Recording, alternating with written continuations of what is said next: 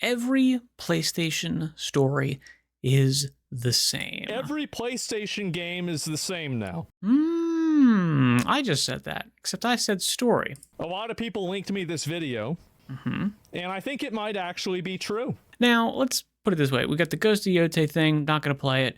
We've got God of War Ragnarok. We've got Last of Us Original, which people played. The second one, no one did. Certainly not me. Now, again, boink, boink, boink. Last of Us, not quite so much. I don't know about Last of Us 2, but Ghost of Yotei, even Ghost of Tsushima, God of War Ragnarok, God of War 20, whatever it was, all of those games were absolutely following the same mold. They wanted a big open world, cinematic type game, more or less in the style of like an Assassin's Creed, Ubisoft type title. And that kind of means that the kind of stories that you are able to put forth is super relegated to a couple different things. You can't do super tight narrative structures if you have an open world, because if you explore the open world, which, as a person who's playing the game, as a gamer, you want to do.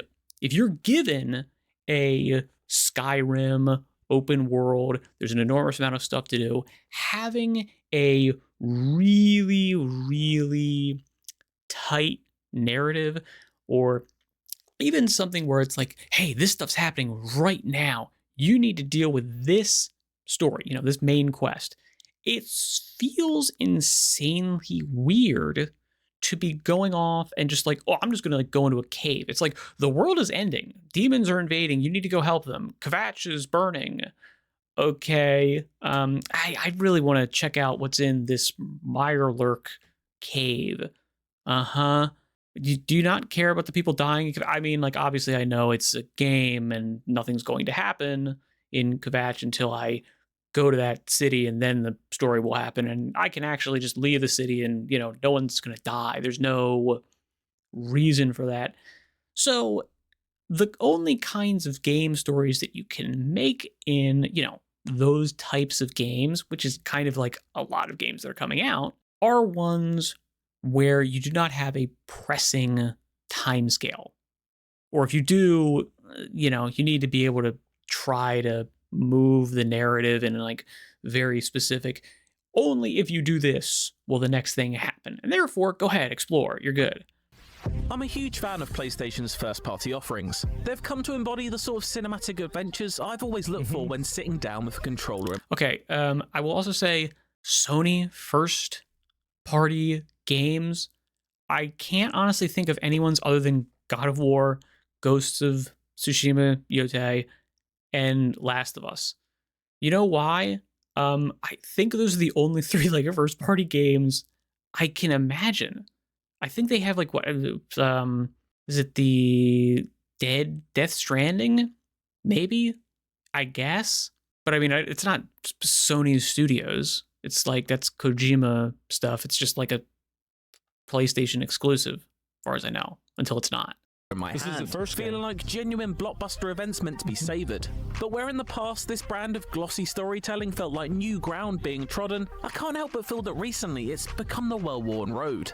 It's not just that all of PlayStation's major releases adhere to the now trademark third-person cinematic stylings. It's that the stable of developers has become seemingly obsessed with stories that explore the exact same themes: grief and revenge. Grief and revenge. Why are they playing those things? Now, those themes do actually lend themselves, and I mean, you had the same thing with like Assassin's Creed. That was the story. It was, your parents got killed, and you want to go out and do this kind of stuff. So you have a loss, you want revenge. How are you going to get that revenge? You're going to get it slowly by building up resources, by capturing towns and cities, and you're going to build up different resources, and you're going to do that stuff. It's, it's a come from behind story. Yeah, that's very reasonable. I understand that. What other kinds of themes might you explore in a video game? What other themes? I can't think of any. You know what? I think that means I'm a game developer. And I'm starting to get a little The reason why it happens is because the games are being made by a bunch of boring, obnoxious millennial theater kids that have never gone through any trouble, trial, or tribulation in their life other than whenever their parents found their DeviantArt profile whenever they were. Now, this is absolutely reasonable. This is reasonable. If the only struggles that you've gone through in your life are ones in which, you know, you had a bad like Twitter interaction, grief is relatively universal. And then revenge is also, I mean, not necessarily like actually enacting it. Although certainly we could say, hey, look, how many people get their vengeance on in social media? A lot of people. A lot of people absolutely do see that. And so you could easily go, all right, they've got experience in that. They've got experience in being sad and getting revenge. And, you know, with the Ghost of Yote stuff, you go, okay, that's who we're going to recruit. We're going to recruit people that want to own the chuds. All right. And we're going to get vengeance against those assholes for making us sit through another Trump presidency. Yeah, because they're evil bigots. And you can do that. There is another side of this, which is the people that are hired for these things are just not necessarily creative. And therefore, they are just, you know, they're doing what everybody else has done. And that's it. If you're hiring people based on things other than competence, expertise, creativity, innovative ideas, abilities to, you know, write cohesive stories, all of these types of things, and you're doing it because, oh, this person's, you know, like a gay black woman and checks a lot of boxes, well, then, yeah, you're probably not going to get the most creative ideas ever. And you're going to get games that are very samey. Plus, there's a corporate motivation for making games that appeal to everyone. And therefore, you can go, all right, well, what kind of themes are super, super insanely universal? Like horror movies. Horror movies are not universal. There's a niche of people that really like horror movies, and this is why horror movies are profitable. They make more horror movies because they're, you know, they can be pretty low budget and they know that a good amount of people are going to go see them. However, if every movie you make or every video game you make has to be big, giant, huge, 100, 200, $300 million AAA experience, well, then you can't niche down. You can't make a game that is just a super good horror game. It has to be a game that applies to everyone. Everyone's going to have appeal for it. So if you make a game that's like too scary, you're turning off a lot of people. They're not going to buy it. If you make a game that's, you know, like really disturbing, you're going to turn off a couple people. And therefore, you go, okay, well, you know what? We don't really want to make a horror game, like a big, giant, major studio like these PlayStation first-party titles.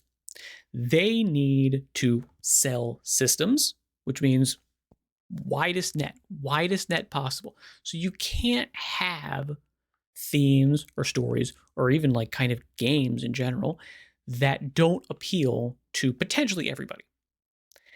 So what kind of stories do you get? You go, okay, well, like what are super insanely universal themes? Grief, being sad. Yeah, okay, that's relatively universal. How about vengeance? Like a power fantasy of, you know, getting one over on your bullies. Yeah, everybody's got people they don't like and would like to, you know, give them one for. So there you go. That's a universal. It's casting a wide net. And maybe there are a couple other themes that would also be very universal, would appeal to a lot of people, but maybe it's difficult to make games for them, or no one's made those games before. And therefore, you cannot have, you know, hacks copy your stuff if it's never been done before. 15 and they got sent to therapy. That's it. Oh, and maybe also whenever Amazon ran out of Labubus to order. Tired of it. As a rule, these games are all impeccably well made, but I'm starting to miss that era when PlayStation's range felt wider and things were a little bit more fun. He brings up a really good point here. I think that a lot of PlayStation games are your third-person, over-the-shoulder, narrative RPG, story, movie slop video game. There are a lot of them. There's an enormous amount of them. I mean, Uncharted is basically just a movie that has like some gameplay, I guess. Now, you can easily say, hey, look, I mean, did you ever play Metal Gear Solid 4? That's literally like, it's just 40 hours of cutscenes. It's like an absurd amount. To the point where you'd go, I don't think I can play the game. It's just a movie that goes on forever. I barely am even playing this game. And Death Stranding's sort of kind of in the same vein. And therefore, yeah, you're getting this kind of stuff. Now, it's also very easy, comparatively, to make a cutscene as opposed to a game that's fun to play, has interesting, cool, tight mechanics, all of these types of things. It's also much easier to do storyline where it's just like, hey, we're going to have an exposition scene. We're just writing this stuff out. We can copy some, Akira Kurosawa scenes. We can use the exact same framing. We can just blah, blah, blah, blah, blah, pop that on there. It's much easier to copy that stuff if you have that cinematic style, as opposed to something like a Zelda Wind Waker. I had never really seen a game like that before. And therefore, I can pretty confidently say that people that were involved in that had to be creative, because they had to create that style that I'd never seen before. They had to create that, world. They had to create the sort of things around it. And that means that they had to create that from nothing. They could take elements here and there, and they could say, oh, we like this. We like how this game does that. We can take a piece of that. Some of it works, some of it doesn't. We can tweak it. We can make it fit. That is an inherently difficult creative process, as opposed to we can kind of just copy and paste a movie and we can make it a video game. Hey, we like Indiana Jones, right? Yeah, okay, we'll make a game called Uncharted and it'll be that. Okay, yeah, that's pretty easy. It's going to be really expensive to do. And I was like, yeah, well, we don't care. We're making $300 million off this thing, or we've got a $300 million budget. We don't really care. Been a whole lot of them. The realization that so many PlayStation games have explored the same grim story themes. Props to Astrobot, by the way, that broke the mold there. Struck me when playing through Sucker Punch's new Ghost of Yotei. While I thoroughly enjoyed it and admire its consistently exciting approach to combat and genuine sense of discovery it creates for exploration, I couldn't help but feel I'd been told its story before. As Atsu, you're tasked with avenging the death of your parents. How many fucking samurai movies are there where the beginning of the samurai movie is the bad samurai showing up and killing all the people and then leaving you and laughing at you? It's like, this is Conan the fucking barbarian. Yeah, exactly. And this is the whole point. You don't have to be creative if you're making a cinematic game in which there's a ton of cinema that already exists telling that same story. You can just go, oh, okay, we'll just copy and paste. That's what we're doing. And, it's going to be expensive, but we don't care if it's expensive. We've got a huge budget. And again, we're casting a wide net. We don't need to be creative. We're not even really rewarded for being creative. And certainly the hiring practices do not incentivize us to get creative people on board that would actually be really stifled and disgusted with this approach to making video games. These are the kinds of people that would say revolt. They would just leave, and they would go, yeah, we're going to make another game. I'm just putting random words together. Clair Obscura Expedition 33, for instance. They might do something like that because they're not able to be creative and they are inherently actually creative people that actually care about making new, cool, innovative stuff. And they're not able to because they are in a copy and paste corporate structure. So, why is every story the same? Well, because basically they're just trying to make movies because they're just trying to make things as easily as possible because the people that are making them are kind of not really capable of making new stuff. And if they are told, don't do that. They're told, don't make new stuff. We're not going to do that here. If we are at, say, like Ubisoft, you're not allowed to make new stuff. You're not going to do that.